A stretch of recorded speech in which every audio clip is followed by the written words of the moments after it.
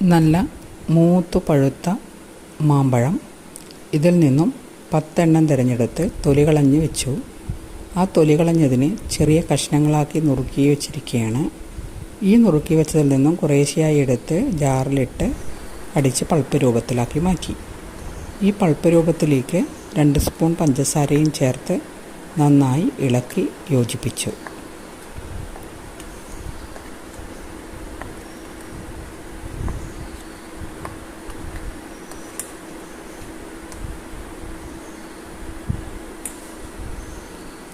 ഇളക്കി യോജിപ്പിച്ചിരിക്കുന്ന ഈ പൾപ്പ് ഈ കാണുന്ന പാത്രത്തിലേക്ക് കുറേശ്ശെയായി സ്പൂൺ ഉപയോഗിച്ച് മാറ്റിയിരിക്കുകയാണ്.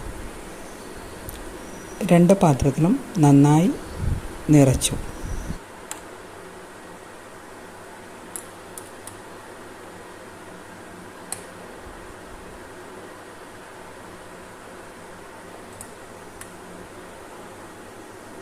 ഫ്രീസറിൽ വെച്ച്